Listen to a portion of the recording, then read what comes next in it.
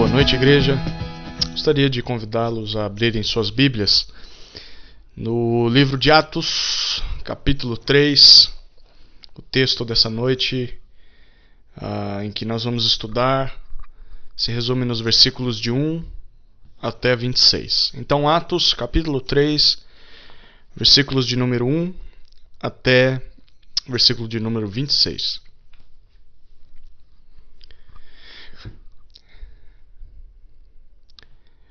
Com a realidade do aumento de igrejas evangélicas no Brasil, vocês vão concordar comigo que algumas palavras do vocabulário cristão têm sido cada vez mais repetidas.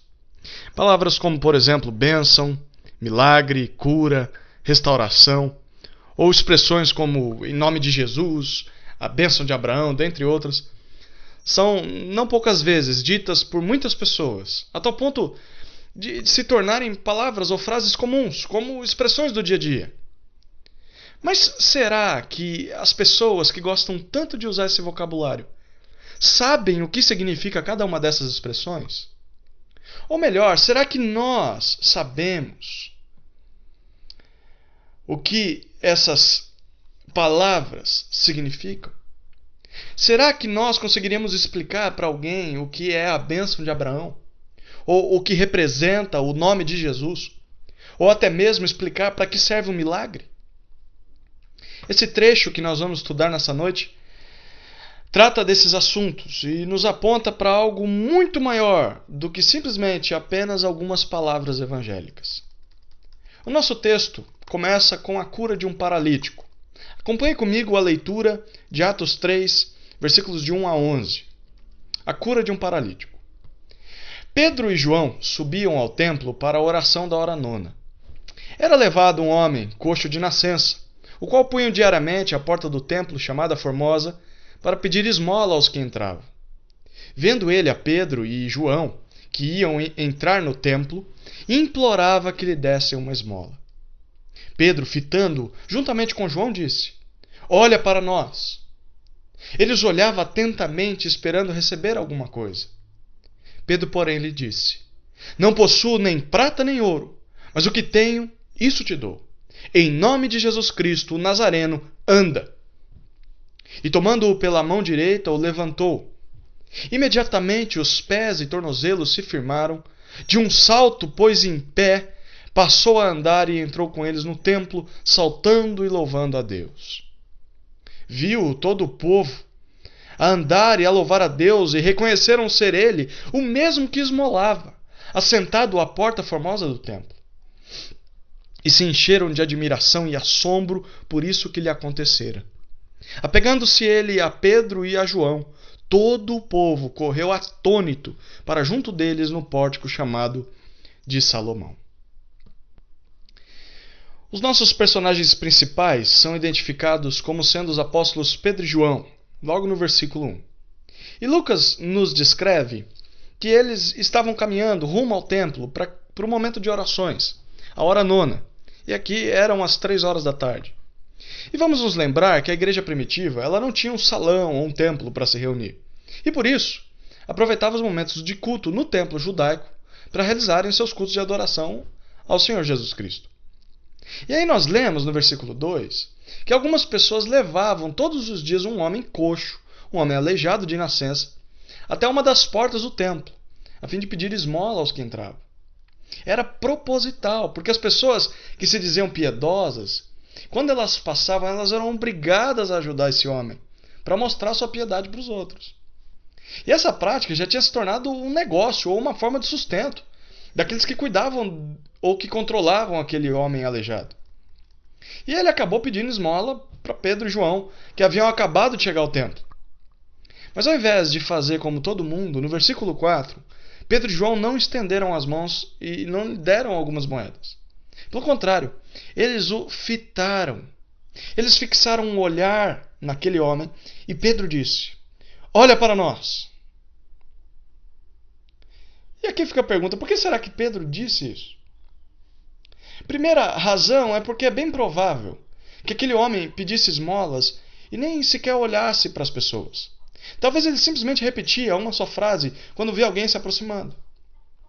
Mas pode também ser que eles estavam verdadeiramente interessados naquele homem, como um ser humano e não somente como um mendigo. Eles tiveram misericórdia daquele homem. Eles se sentiram comovidos pela situação daquele aleijado. Mas há também a possibilidade de que eles queriam que ele os reconhecesse, para que ele pudesse seguir eles depois do que iria acontecer. Mas o homem não entendeu nada. No versículo 5 nós vemos que ele obedeceu, mas ele ficou esperando que eles dessem alguma coisa a ele. Mas Pedro lhe disse: eu não sou dono nem de prata nem de ouro. Eu não tenho nenhum dinheiro. Não posso te ajudar em sua miséria financeira. Mas há algo que eu tenho e que eu posso te dar.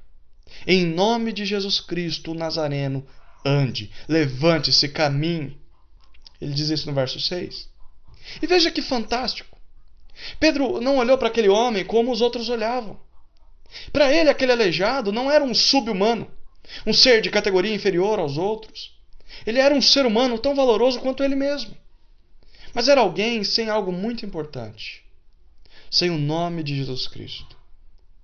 E para Pedro, esse era o maior tesouro que ele poderia compartilhar com aquele homem. Para ele, era isso que faltava àquela pessoa. E essa é uma preciosa lição que a Bíblia nos ensina. A verdadeira pobreza não é a falta de recursos financeiros.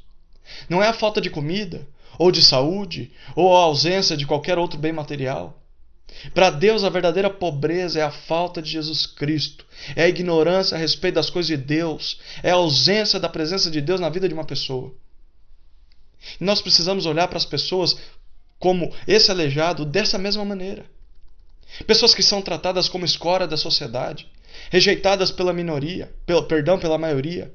Pessoas que não podem nos oferecer nada, pessoas limitadas, pessoas pobres, não só fisicamente, mas espiritualmente também. Precisamos ter misericórdia e desenvolver a consciência de que apenas um trocado, ou uma cesta básica, ou uma moradia, ou roupas, sopa, cobertor, apenas isso não é suficiente para elas. O que elas mais precisam é de Jesus Cristo. A sua maior necessidade é encontrar o Salvador e é ter comunhão com Deus. E como cristãos, nós precisamos olhar para as pessoas como Deus olha. E dar a elas não só itens que supram as suas necessidades físicas, mas principalmente o remédio para as suas almas, Jesus Cristo. De graça recebestes, de graça dai. Será que os nossos olhos estão voltados aos homens como seres carentes de Deus? Será que além de só dar esmolas, nós damos o que é mais precioso? Jesus Cristo.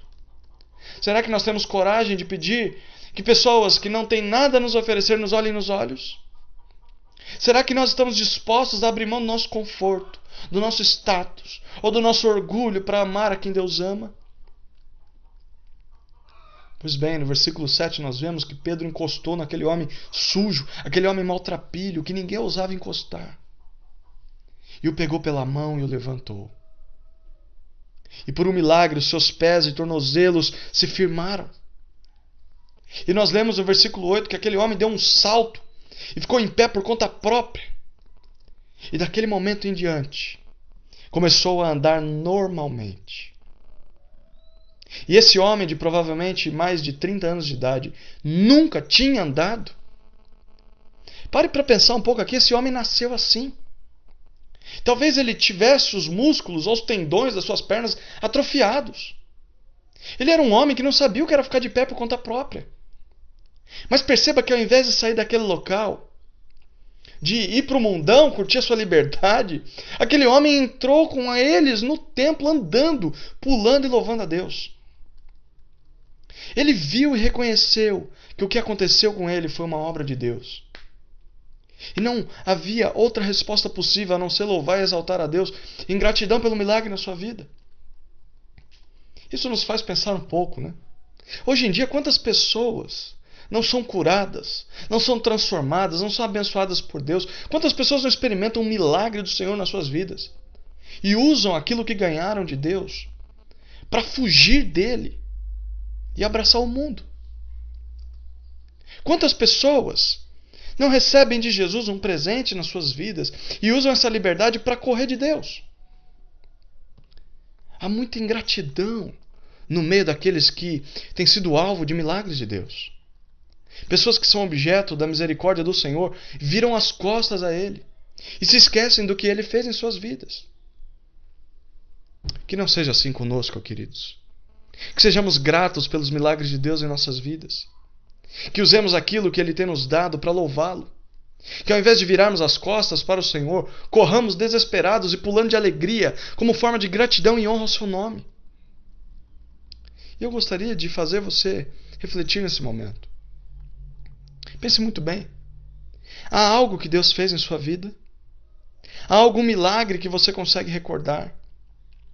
Há algum livramento que Ele te deu? Há alguma bênção que o Senhor lhe concedeu? Porque se há, e é óbvio que há, questione-se. Eu tenho sido grato? Eu tenho louvado a Deus? Eu tenho usado a minha vida para sua honra? Ou será que eu tenho usado o que Deus tem me dado apenas para a minha própria glória? Ou para fazer a minha própria vontade? No versículo 9 nós lemos que o resultado da reação desse homem foi que todos no templo viram ele a andar e a louvar a Deus. E o milagre na vida daquele homem era visto por todos, e ele deixava bem claro em alto som quem era o responsável por aquele prodígio: o próprio Deus. E aqui podemos nos perguntar, será que as pessoas veem em nós alguém que louva a Deus por tudo aquilo que Ele tem feito em nossas vidas? Será que a nossa gratidão é vista por todos ao nosso redor? No caso desse homem, nós lemos no versículo 10 que todos reconheceram que ele era aquele aleijado que pedia esmola na porta do templo. E o resultado disso foi que todos ficaram cheios de admiração e assombro. Todos ficaram surpresos, admirados. E duas foram as consequências desse milagre. Nós vemos isso no verso 11. A primeira consequência do milagre foi que aquele homem se apegou a Pedro e João. Essa expressão é muito forte. E ela significa segurar alguém a fim de mantê-lo bem perto. Se apegar é se agarrar, se apoderar de algo e não soltar mais. Perceba que o milagre na vida desse homem o fez não só louvar a Deus, mas querer mais de Deus. Ele colou nos apóstolos e não soltou mais. E era isso o que deveria acontecer com todo aquele que experimenta o milagre de Deus. Nós deveríamos nos agarrar naqueles que falam a respeito dele. Deveríamos nos apegar à pregação da palavra, às pessoas que o adoram, às pessoas que amam a Deus. É impossível alguém receber um milagre de Deus e ser grato a Ele por isso, mas mesmo assim viver longe do povo de Deus, longe da palavra de Deus ou longe daqueles que amam a Deus. A segunda consequência desse milagre é que as pessoas correram atônitas até eles. Todo o povo ficou maravilhado e perplexo e correu desesperadamente até aqueles três homens. E é isso que um milagre de Deus deveria produzir. Deveria fazer as pessoas correrem desesperadas em busca de respostas. Deveria fazê-las terem sede de uma explicação. Deveria despertar nas pessoas uma profunda necessidade de Deus. Os milagres nas nossas vidas, será que fazem com que as pessoas queiram buscar respostas? O nosso proceder desperta nas pessoas uma busca por explicações? Será que Deus é procurado pelas pessoas que nos conhecem, pelo simples fato delas verem mudança nas nossas vidas? Isso deveria nos fazer pensar um pouco. Bom, nosso texto continua e nos mostra a explicação de Pedro a respeito do milagre que acabou de acontecer. Olha o versículo 12 até o versículo 16. Olha o que o texto nos informa.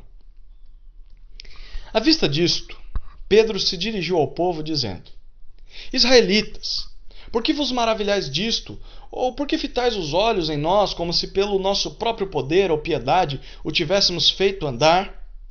O Deus de Abraão, de Isaque e de Jacó, o Deus de nossos pais, glorificou a seu servo Jesus, a quem vós traístes e negastes perante Pilatos, quando este havia decidido soltá-lo. Vós, porém, negastes o santo e o justo, e pedistes que vos concedessem um homicida.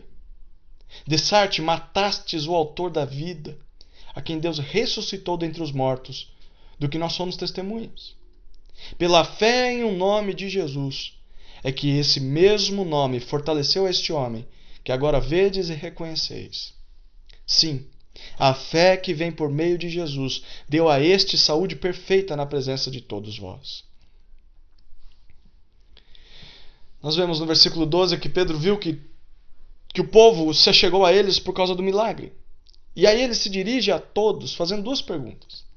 Primeiro ele pergunta: israelitas, por que vocês estão maravilhados? Por que estão surpreendidos, admirados? E ele faz a segunda pergunta: por que vocês nos olham como se fosse pela nossa própria capacidade ou religiosidade que tivéssemos feito esse homem andar? E aqui, ao que parece, aqueles judeus que estavam ali no templo, eles se achegaram aos três e começaram a pensar: quem são esses? Eles devem ser homens poderosíssimos. Eles devem ser santos. Afinal, quem é que pode curar um paralítico de nascença? Mas Pedro pergunta: por que vocês estão pensando isso? E ele começa a explicar o que foi que aconteceu de fato. A partir do versículo 13 vem essa explicação. Ele diz: olha, o Deus de Israel, o Deus dos judeus, de Abraão, de Isaac, de Jacó, ele glorificou, ele exaltou, concedeu glória ao seu servo Jesus.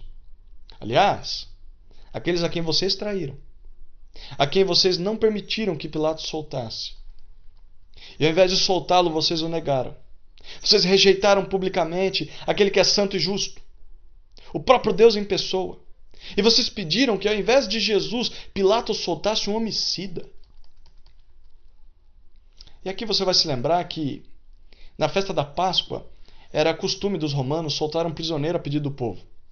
E Pilatos sugeriu que pudesse ser Jesus. Mas o povo preferiu soltar um assassino chamado Barrabás. E aí Pedro, no versículo 15, ele continua e conclui: vocês mataram o autor da vida. Vocês assassinaram o Criador da existência. E perceba que nessa expressão, apesar de parecer ilógico, foi justamente isso que aconteceu. Porque quando nós lemos o Evangelho de Jesus Cristo, narrado pelo apóstolo João, lá no capítulo 1, versículo 2, ele diz que Jesus estava no princípio com Deus. E no versículo 3 ele vai dizer que todas as coisas foram feitas por intermédio dele, e sem ele nada do que foi feito se fez. E por isso Paulo vai dizer lá em Colossenses 1, 16 e 17 o seguinte: pois nele foram criadas todas as coisas, nos céus e sobre a terra, as invisíveis e as visíveis, sejam tronos, sejam soberanias, quer principados, quer potestades. Tudo foi criado por meio dele e para ele. Ele é antes de todas as coisas, nele tudo subsiste. Nesses dois trechos da Escritura, nós podemos perceber que Jesus Cristo é o autor e sustentador de toda a vida, de todo o universo. E mesmo assim, Pedro diz que aqueles homens o haviam matado. Mas o autor e sustentador da vida não pode permanecer morto, porque senão a vida ia acabar. É por isso que Pedro continua e diz ainda no versículo 15 que Deus o ressuscitou dentre os mortos. E todos ali eram testemunhas disso.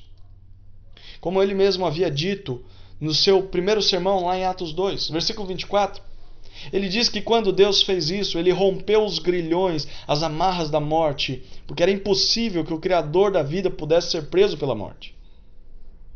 Jesus veio para morrer, mas a sua morte não poderia ter durado para sempre. Se isso acontecesse, toda a vida no universo teria um fim. E ao contrário do que muitos dizem, Deus não morreu na cruz e está morto até agora. O homem Jesus, sim, morreu, mas o Deus Jesus não morreu. Por isso ele ressuscitou e está vivo no céu. Deus não está morto. Deus está vivo. E Pedro termina a sua explicação no versículo 16 e diz como foi possível que aquele paralítico pudesse ter começado a andar. Ele explica que foi pela fé em o nome de Jesus. E nós precisamos nos lembrar que o nome, para um judeu, ele representava tudo o que aquela pessoa era e tudo que aquela pessoa poderia fazer ou já tinha feito. Por exemplo, O próprio Deus, quando ele se referia a toda a nação de Israel, ele a chamava de Jacó, ou até mesmo pelo nome de Israel, que foi um segundo nome que Deus deu a Jacó. E ele foi o primeiro pai do povo de Israel. Por isso, quando Deus fala de Jacó, todos já pensavam logo em quem Jacó foi e o que ele fez.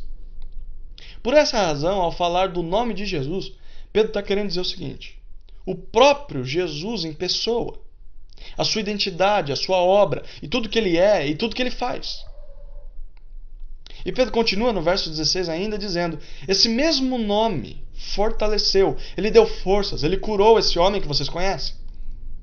Perceba que Pedro ainda explica o que significa a fé no nome de Jesus. Ele diz no verso 16: é a fé que vem por meio de Jesus. E essa fé que deu saúde perfeita a esse homem. Ou seja, a fé que vem através de Jesus. A fé que é Ele quem concede. A fé que é resultado de um relacionamento com Ele. A confiança que vem a todo o coração daquele que conhece a Jesus. Foi essa fé que curou esse homem. Perceba aqui que Pedro não diz que foi o tamanho da fé que eles tinham que curou aquele homem. Nem mesmo que eles foram os responsáveis por aquele milagre.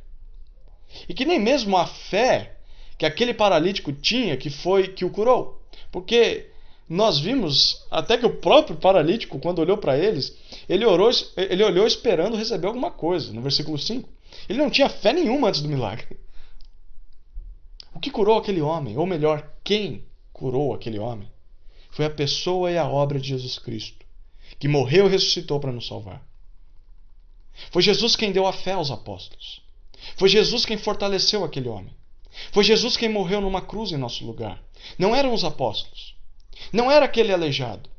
Não era a piedade ou a capacidade daqueles homens que foi capaz de curar aquele coxo de nascença. Foi a pessoa de Jesus quem fez isso. Por isso, Pedro faz questão de deixar bem claro que a glória não devia vir para ele, ou para João, ou seja, para quem for. A glória deveria vir apenas para a pessoa do Senhor Jesus Cristo. Se alguém merecia algum aplauso, se alguém merecia alguma gratidão, esse alguém era o autor da vida, e não um simples homem como Pedro. E aqui há duas importantes lições a nós nesses versículos. A primeira lição é que a glória por um milagre não deve ser dada a homens, mas a Jesus Cristo. A glória por um milagre não deve ser dada a homens, mas a Jesus Cristo.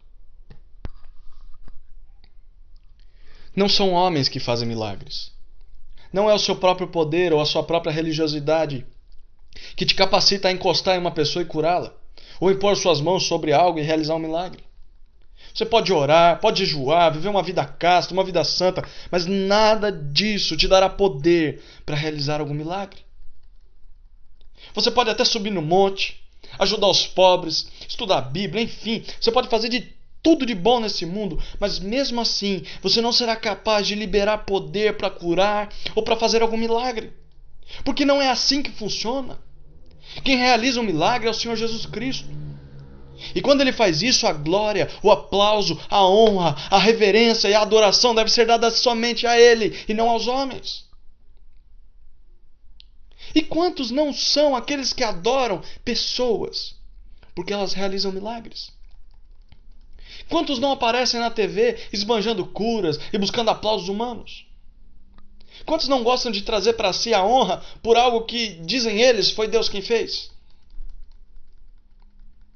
Saiba que nada do que você faz de bom às outras pessoas acontece porque você é bom.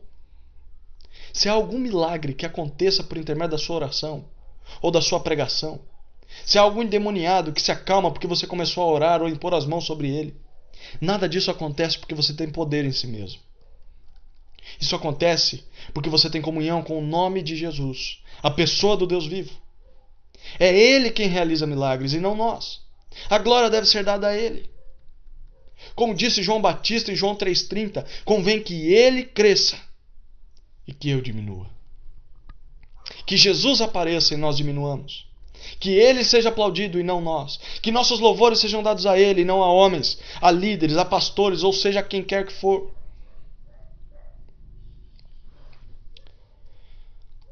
O que é interessantíssimo é que Pedro diz que aquele homem foi curado pela fé que vem de Jesus. Isso significa que nada do que nós façamos pode acontecer de outra maneira a não ser que Jesus nos conceda a fé. Nem a fé é nossa. Nem disso nós podemos nos orgulhar. É Jesus quem dá a fé para que creiamos nele. Como diz o autor de Hebreus, em Hebreus 12, 2, ele diz que Jesus é o autor e consumador da nossa fé. Efésios 2, de 8 a 9, vai dizer que porque pela graça sois salvos, mediante a fé, e isso não vem de vós, é dom de Deus, não de obras, para que ninguém se glorie. O que não vem de nós? Será que é só salvação? Não! A fé também não vem de nós. Ninguém crê em Jesus por conta própria. Ninguém vem até Ele se Ele não lhe der o presente da fé. Porque se a fé, pare para pensar um pouquinho comigo, se a fé é algo nosso, nós teríamos alguma coisa pela qual nos orgulharmos. Nós poderíamos dizer, eu tive uma grande fé, porque a minha fé move montanhas. Pela fé eu quebro muralhas. A minha fé me salvou. Não é assim que acontece. Até a fé que temos vem de Jesus. Isso deveria nos humilhar e nos levar a clamar, como aquele pai exclamou em lágrimas a Jesus, lá em Marcos 9:24, ajuda-me na minha falta de fé. Ou como os apóstolos disseram a Jesus em Lucas 17:5, Senhor, aumenta-nos a fé. E querido, se a sua fé é pequena e frágil, ore e peça ao autor da vida que aumente e fortaleça a sua fé. Só Ele pode fazer isso e mais ninguém. A segunda lição que esses versículos nos ensinam é que um milagre não é um fim em si mesmo. Ele sempre aponta para a pregação da palavra de Deus. Tem muitas pessoas que querem realizar milagres ou receber milagres só para terem vidas melhores, ou para poderem ajudar outras pessoas. Mas não é isso que a Bíblia ensina. As Escrituras chamam os milagres de sinais. E um sinal sempre serve para apontar para alguma outra coisa. É isso que um milagre deve fazer. Apontar para Deus. Foi isso que Pedro fez quando a multidão se aglomerou em cima deles. Ele pregou a palavra de Deus. Por isso, preste muito bem atenção. Se em algum lugar há um milagre, mas Deus não é glorificado e a sua palavra não é pregada, é bem provável que Deus não esteja por trás daquele ato. Isso porque até o diabo é capaz de realizar, entre aspas, milagres para enganar as pessoas. Paulo diz lá em 2 Coríntios 11:14 que até o próprio Satanás se transforma em anjo de luz para desviar as pessoas de Deus. Em Mateus 7:21-23, Jesus disse que nem todo que me diz Senhor, Senhor, entrará no reino dos céus, mas aquele que faz a vontade de meu Pai que está nos céus. Muitos naquele dia hão de dizer-me Senhor, Senhor, porventura não temos nós profetizado em Teu nome? E em Teu nome não expelimos demônios? E em Teu nome não fizemos muitos milagres? Então lhes direi explicitamente, nunca vos conheci. Apartai-vos de mim, vós os que praticais a iniquidade. Queridos, se essas pessoas que chamaram Jesus de Senhor, que profetizaram, que curaram e que expeliram demônios em seu nome, se Ele mesmo disse que nunca os conheceu, eu te pergunto, pelo poder de quem eles fizeram essas coisas? É óbvio que de Jesus é que não foi. Por isso, há muitos milagres e curas que não vêm de Deus. E eles são feitos só para desviar as pessoas da verdade. Porque se eles não glorificam a Deus, se eles não fazem as pessoas seguirem a verdade, se ele não muda os corações das pessoas, se eles não são seguidos da pregação da palavra, então Deus não está naquele negócio. Não se iluda. Lembremos-nos disso. Um milagre aponta para a glória de Deus e para a pregação da sua palavra. Sempre, sempre. O nosso texto termina com a aplicação oferecida por Pedro aos seus ouvintes, versículos 17 até 26. Vamos ler o texto e concluir esse nosso estudo.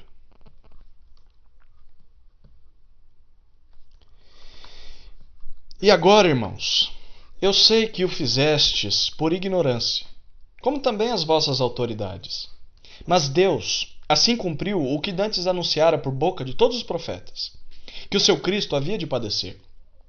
Arrependei-vos, pois, e convertei-vos, para serem cancelados os vossos pecados, a fim de que da presença do Senhor venham tempos de refrigério, e que Ele envie o Cristo, que já vos foi designado, Jesus, ao qual é necessário que o céu receba, até aos tempos da restauração de todas as coisas, de que Deus falou por boca de seus santos profetas desde a antiguidade. Disse, na verdade, Moisés: O Senhor Deus vos suscitará dentre vossos irmãos um profeta semelhante a mim. A ele ouvireis em tudo quanto vos disser. Acontecerá que toda alma que não ouvir a esse profeta será exterminada do meio do povo. E todos os profetas, a começar com Samuel, assim como todos quantos depois falaram, também anunciaram esses dias. Vós sois os filhos dos profetas e da aliança que Deus estabeleceu com vossos pais, dizendo a Abraão: Na tua descendência serão abençoadas todas as nações da terra. Tendo Deus ressuscitado o seu servo, enviou-o primeiramente a vós outros para vos abençoar, no sentido de que cada um se aparte das suas perversidades. Você vê no versículo 17 que, como sempre, Deus nunca realiza um milagre simplesmente por realizar. Deus nunca explica algo simplesmente por explicar. Deus nunca aponta para a morte de Jesus simplesmente por acaso.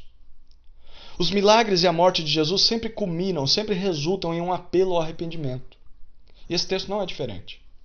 Pedro continua o seu discurso e agora diz: Irmãos, eu sei que o que vocês fizeram... O que vocês fizeram? Mataram o autor da vida, como ele diz no versículo 15. Foi feito por ignorância.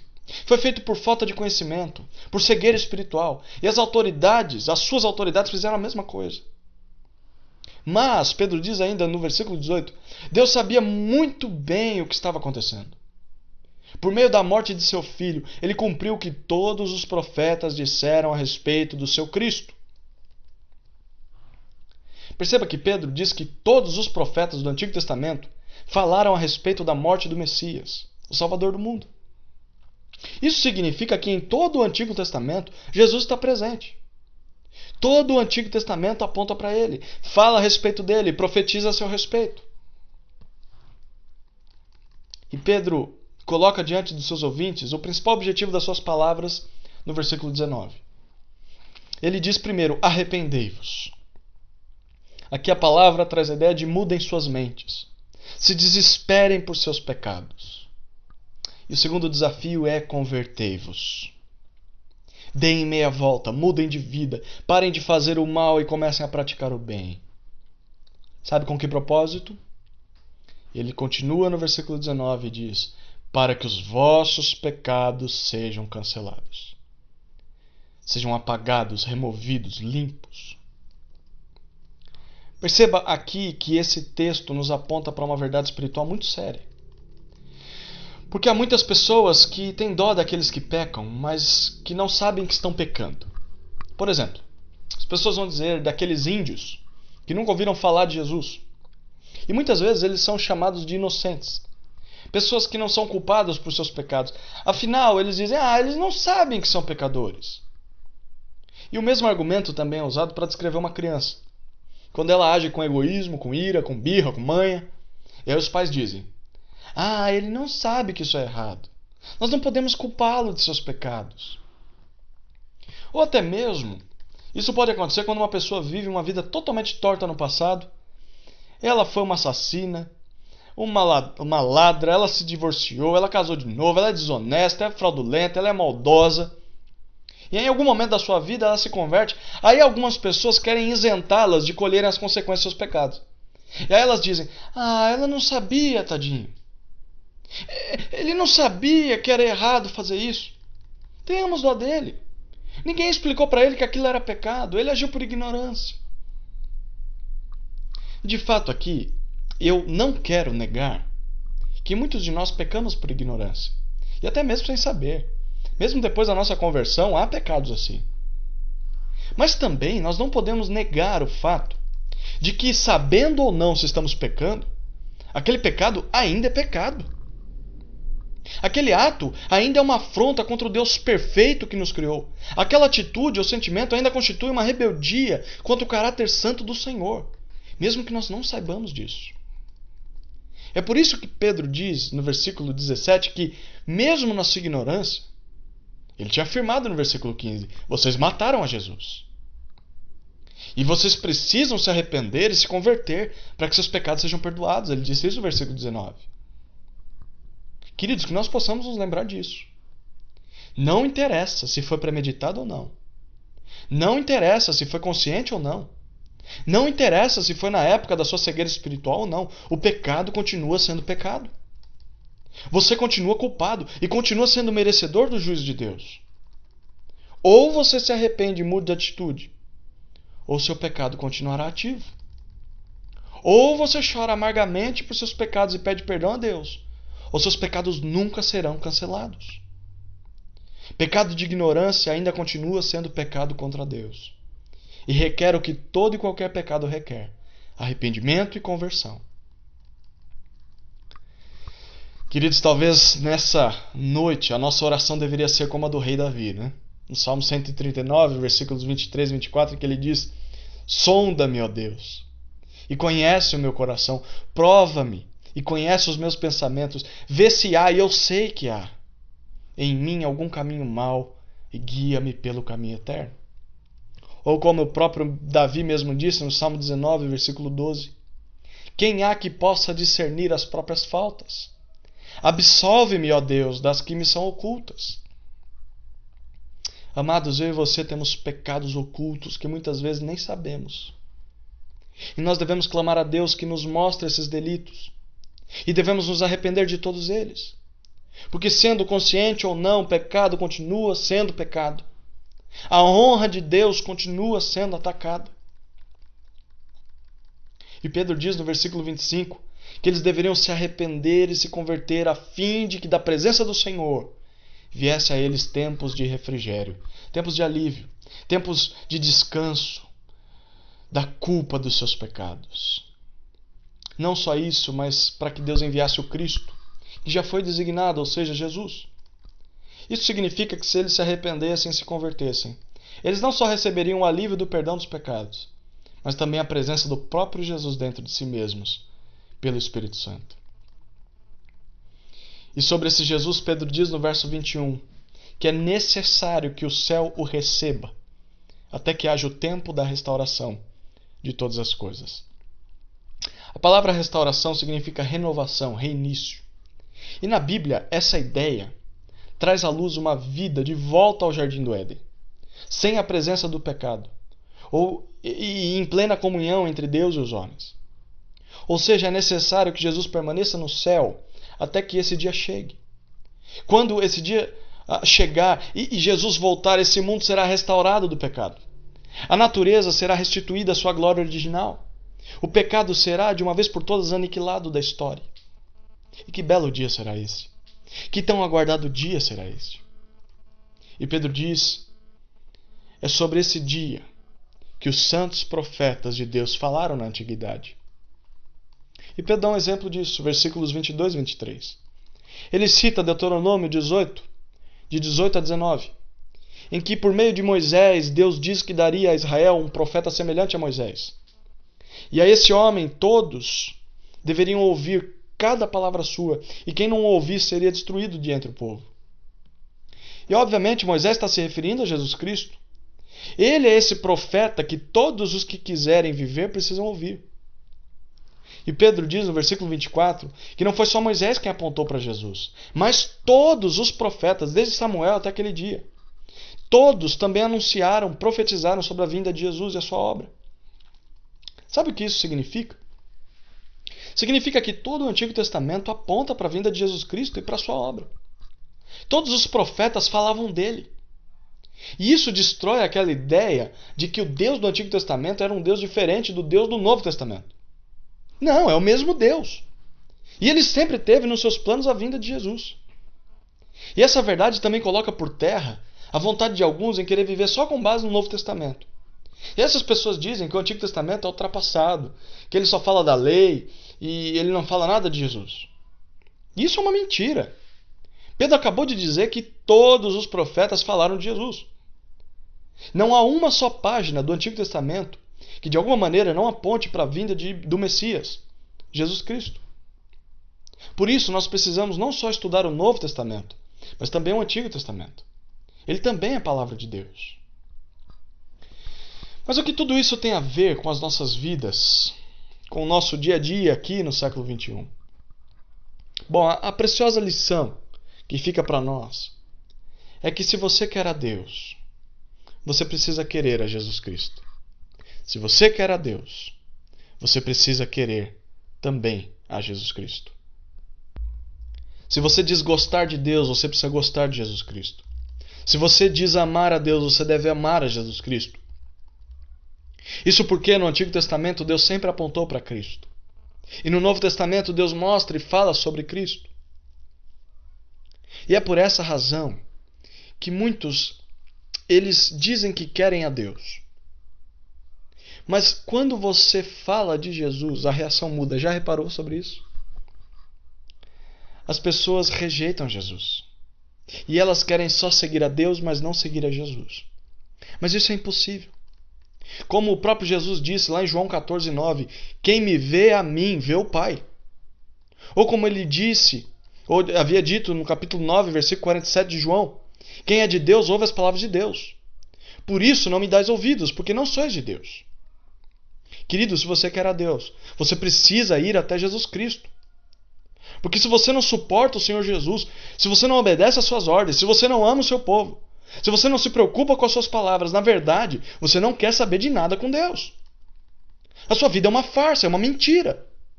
Se você quer a Deus, você precisa saber que isso implica em se entregar a Jesus Cristo. Só quem faz isso terá a vida eterna. Como João disse, o Evangelho de João diz, no capítulo 17, versículo 3, e a vida eterna é esta.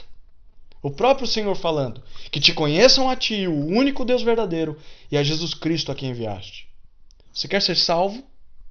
Então creia, obedeça e conheça o único Deus verdadeiro, mas faça o mesmo com o seu único Filho, Jesus Cristo. Nada além disso vai te salvar. É por isso que Jesus disse em João 14:6, eu sou o caminho, e a verdade e a vida. Ninguém vem ao Pai senão por mim. A conclusão de Pedro, versículo 25, e do nosso estudo nessa noite, foi dizer que aqueles homens eram filhos dos profetas e da aliança que Deus fez com os patriarcas de Israel. E essa aliança foi dita a Abraão lá em Gênesis 22:18. E Deus disse, na tua descendência, ou por meio dela, de dentro dela, todas as nações da terra serão abençoadas. E no versículo 26 essa bênção é descrita. Deus ressuscitou seu servo, Jesus, e o enviou primeiramente aos judeus para os abençoar. Mas que bênção é essa? Qual é a bênção de Abraão? Pedro explica no final do verso 26. Ele diz, no sentido de que cada um se aparte de suas perversidades. Ou seja, desviando ou convertendo cada um de vocês das suas maldades e dos seus pecados. Sabe o que isso significa? Que a bênção de Deus, a bênção de Abraão é a seguinte: sermos libertos de nossos pecados. Foi isso o que Deus prometeu no Antigo Testamento. Foi isso que Jesus veio cumprir no mundo. Foi isso que Pedro pregou aos judeus. E é isso que nós devemos nos lembrar todos os dias. Abençoado é quem teve os seus pecados perdoados. Eu queria te desafiar a fechar os seus olhos neste momento. Eu queria te desafiar a pensar em tudo o que você ouviu nessa noite. Não é quem recebeu um milagre. Não é quem recebeu uma cura. Não é quem expulsa demônios. Não é quem tem muita prata ou muito ouro. Não é quem nasceu dentro do povo judaico. Não é quem nasceu dentro de um lar cristão. Não é quem está dentro da igreja. Não é quem decorou a Bíblia toda. Não é quem tenta ser bonzinho para um dia ser salvo, que é abençoado por Deus. Abençoado por Deus é quem se arrependeu de seus pecados, até daqueles ocultos ou até daqueles pecados feitos por ignorância, e se converteu dos seus maus caminhos Deu meia volta da maneira de viver que estava errada. E abençoado é quem teve seus pecados cancelados por Deus, pecados apagados, perdoados. E quem vive assim já experimenta o tempo de refrigério a que Pedro se referiu no verso 20. Quem vive assim já não sente mais culpa por seus pecados. Quem vive assim já não tem mais medo da morte. Quem vive assim já recebeu o Cristo em seu coração. Quem vive assim aguarda ansiosamente os tempos de restauração que acontecerão com a segunda vinda de Jesus Cristo. Quem vive assim clama: Maranata, ora vem, Senhor Jesus. Amém. E se você não entende o significado dessas palavras, você precisa se render a Jesus Cristo nessa noite. E só assim você entenderá o que Atos 3, de 1 a 26 nos ensina. Que o nome de Jesus realiza milagres por meio da fé. Mas ele também perdoa pecados por meio do arrependimento. Não queira só o Jesus dos milagres. Queira o Jesus que perdoa pecados. Amém.